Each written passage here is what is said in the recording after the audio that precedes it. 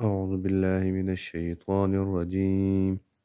بسم الله الرحمن الرحيم. يسألك أهل الكتاب أن تنزل عليهم كتابا من السماء فقد سألوا موسى أكبر من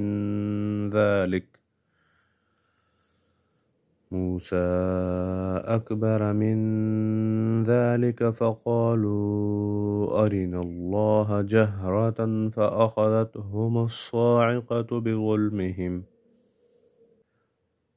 ثم اتخذوا العجل من بعد ما جاءتهم البينات فعفونا عن ذلك وآتينا موسى سلطانا مبينا ورفعنا فوقهم الطور بميثاقهم وقلنا لهم ادخلوا الباب سجدا وقلنا لهم لا تعدوا في السبت وأخذنا منهم ميثاقا غليظا فبما نقضهم ميثاقهم وكفرهم بآيات الله وقتلهم الأنبياء بغير حق وقولهم قلوبنا غلف بل طبع الله عليها بكفرهم فلا يؤمنون إلا قليلا وبكفرهم وقولهم على مريم بهتانا عظيما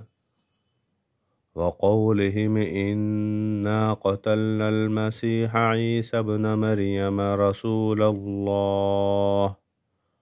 وما قتلوه وما صلبوه ولكن شبه لهم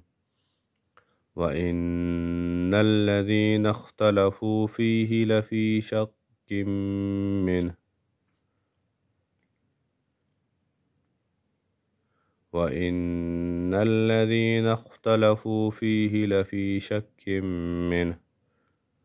ما لهم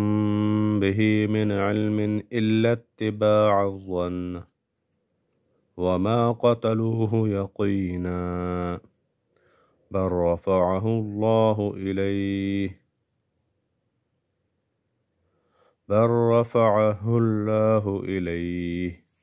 وكان الله عزيزا حكيما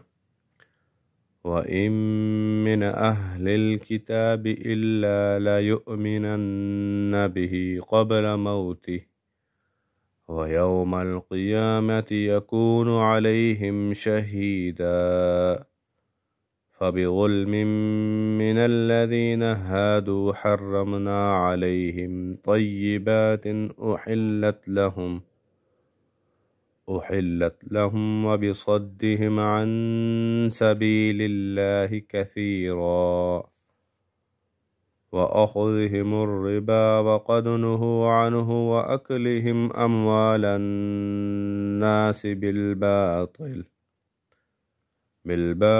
وأعتدنا للكافرين منهم عذابا أليما لكن الراسخون في العلم منهم والمؤمنون يؤمنون بما أنزل إليك وما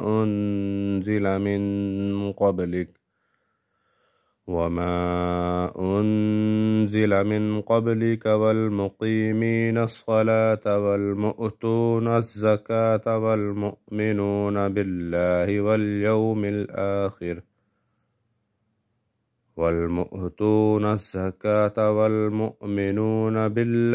واليوم الآخر